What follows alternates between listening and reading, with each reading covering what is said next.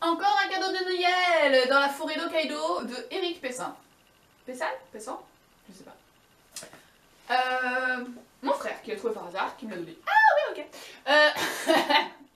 C'est l'histoire d'une jeune adolescente française, elle a 15 ans il me semble, qui se réveille une nuit en hurlant parce qu'elle arrivait qu'elle était un petit garçon dans une forêt et qu'elle était perdue, même carrément on venait de l'abandonner.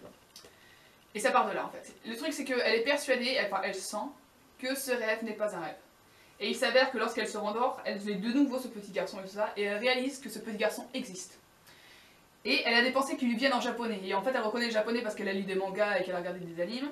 Ce qui fait que quand elle se réveille, elle commence à chercher un peu de ce dont elle se souvient, et elle comprend que ce garçon a été abandonné par ses parents dans la forêt d'Hokkaido.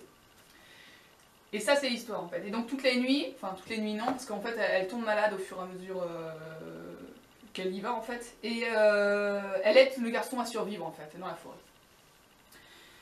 Et ça c'est l'histoire du coup. Donc le petit garçon ne sait rien de lui. On a quelques flashs de ses souvenirs, en fait, enfin, du coup par elle.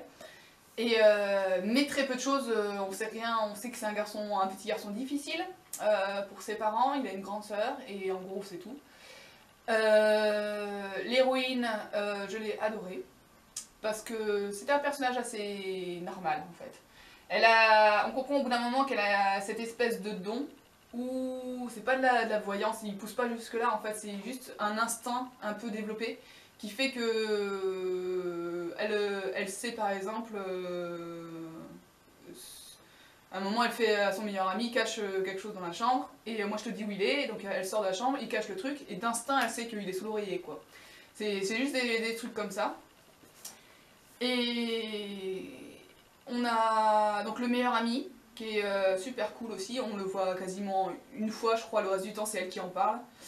Et vraiment le duo, on se doute qu'au bout d'un moment ça va être autre chose, mais pour l'instant ils sont meilleurs potes et ça me va très bien. Et le duo très, très classe quand même. Après elle a un grand frère pareil, on ne sait que très peu de choses sur lui, qui s'entend bien, qui s'inquiète pour elle évidemment parce qu'elle tombe malade au fur et à mesure. Et l'histoire en elle-même je crois que se déroule sur un week-end seulement, 3 jours même, je crois le lundi inclus. Et ses parents sont pareils, en fait c'est vraiment une famille normale. Le père il est à fond dans tout ce qui est aide aux réfugiés et tout ça. Et voilà, et je sais pas trop quoi dire dessus en fait. C'est un livre qui aurait mérité d'être plus long, pour le coup. Franchement ça aurait été super cool que ce soit plus long. Je l'ai lu en une après-midi, enfin une journée même. Et il est vraiment très cool. Donc il se lit super vite malheureusement. Les personnages, je crois pas qu'il y en ait un que je n'ai pas aimé. Le principe, j'ai adoré.